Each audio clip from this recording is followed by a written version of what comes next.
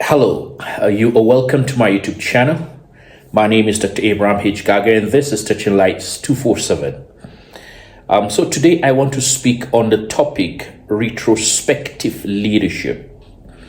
And this is like looking at your leadership with hindsight, like backwards, before you became a leader. Let me say this. Before you became a leader, maybe at the state level or at the national level, or before you even became a coordinator or a unit head or the director of your organization, wherever you are giving leadership, when you were employed, when you started and you were at the bottom, there are things you saw the leaders doing that was not good or was not right. Or there are things you saw the leaders doing and you thought if they had done it another way, it would have been better. When you were still at the lower cadre in leadership. Let me give an example. There are politicians whom, when they were seeking for positions, will talk about the government that be.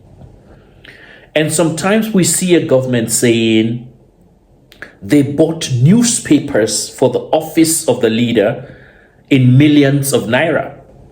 So politicians who are not in the office accuse the government. How can you spend that much on newspaper?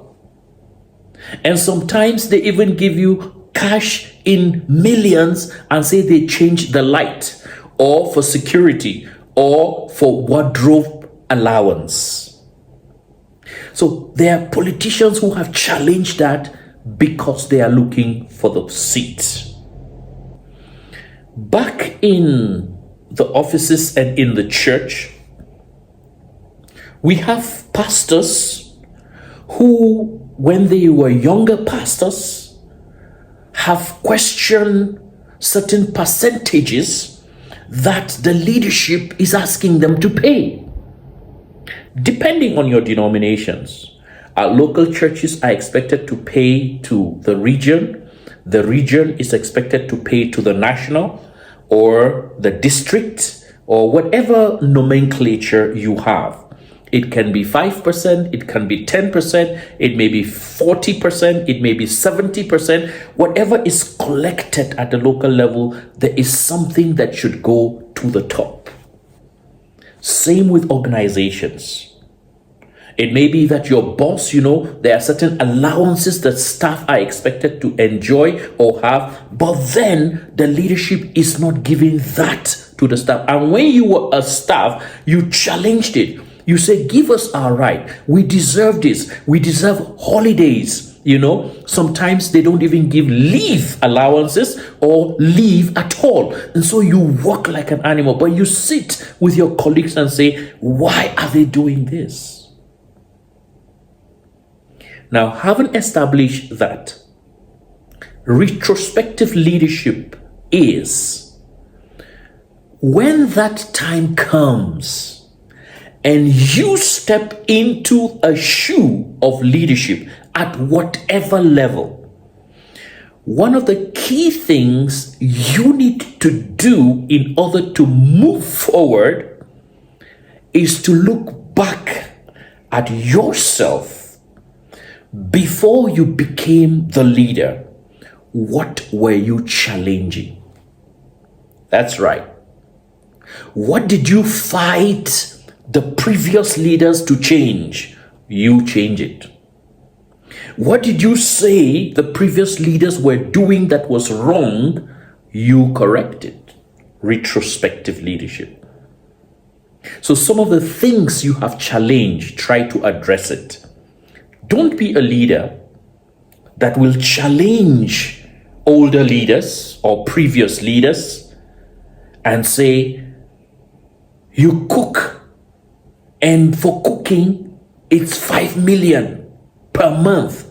How many people are you feeding in the government house?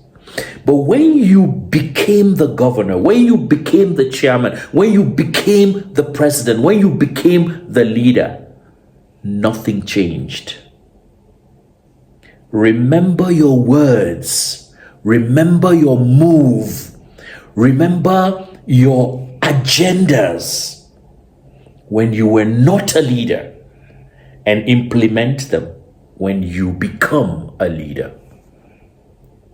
I hope this has helped, and that going forward, the seat of leadership and the taste of the honey in that seat will not make you forget some of the agendas, the drives, and the proposed projects you had when you were not in that seat.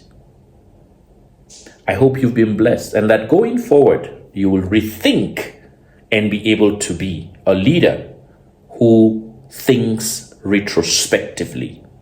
Have a nice day, and bye for now.